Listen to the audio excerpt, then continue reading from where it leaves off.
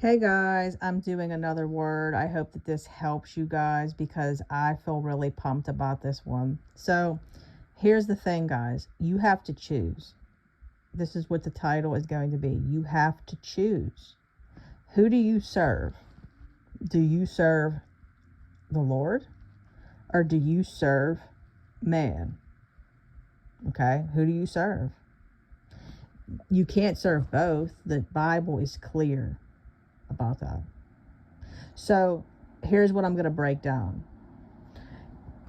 God needs us to be bold, fearless, confident in who we are in Him, which is why you all are going through this process of your restoration and your identity in Jesus Christ. So while this is taking place, you're going to have to do things that right now you're still serving man with. You can't serve God and be in constant fear that's making you sick. You can't serve God and be afraid to reach out to your spouse and have conversations that are going to make you guys argue. You can't serve God and please your spouse and please him to keep, or I should say, please your spouse and please him or her to keep them satisfied when God doesn't want you to do that. And something I see so much are so many of you guys are doormats, and I'm just being blunt. Now I'm not persecuting anybody because I was one of them, and this is never going to work. They're never going to come back. Why would they? Why would they change if they could be comfortable in their sin? Why would they? Think about it. If they could just keep sinning and disrespecting you and you let them, why would they ever change? So the reason why you don't want to set boundaries is because you're afraid. And the reason you're afraid is because you're serving man. Man is a god to you. So you can't serve both. It's either God or it's man. So you need to know who you are in Jesus Christ to be able to truly trust God to that degree. You can't trust God to that degree to be able to walk fearless, bold, confident in knowing who you are, not caring what your spouse does or says. You can't get there unless you are truly submitted to God.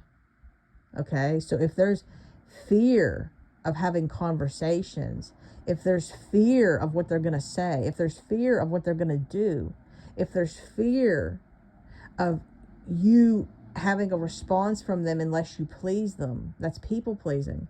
Like, you just don't understand. Like I said in the last video, I think it was last week with the divorce papers, you don't understand that if you don't develop and get to that point of not caring and walking in your true identity, you're not ready for marriage restoration. I know that this is hard to hear, but it's true. Marriage restoration is so messy, guys.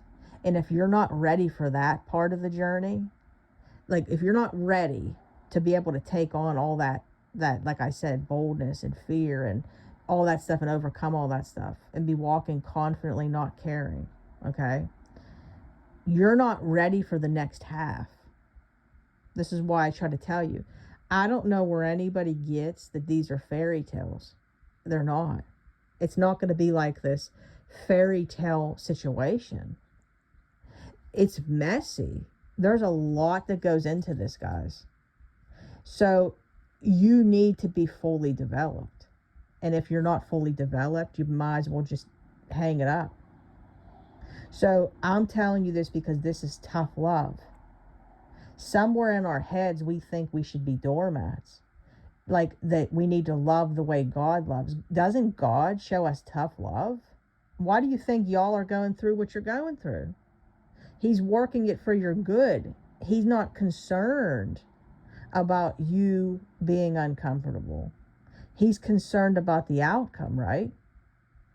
So God is all for tough love. So I just want to make that clear. So somehow we perceive love as an emotion It's an action, guys. If I love you, I'm going to tell you the truth like I'm telling you right now. I'm telling you guys the truth. And the truth doesn't feel very good. That's tough love. Okay? Did Jesus not say to the woman at the well, flat out, he said to her about how not one man was her husband? People would say, that's judgment. Well, Jesus said it. He was letting her know, like, straight up. What does the Bible say? It says, judge righteously, not on appearance. So we can tell people what they don't want to hear, what their flesh doesn't want to hear. So this is where people don't want to do that stuff. They don't want to do that because they think that if they correct people in a kind, loving way, they think that that is condemnation. That's judgment. The enemy wants you to think that. And the root to that is fear of man. You're afraid of what your spouse will say. You're afraid your spouse will leave you. You're afraid your spouse won't talk to you. You're afraid your spouse will go back to the other woman or the other man. We have to really navigate what is really the root behind all of this. And this is where you're going to see where you're at.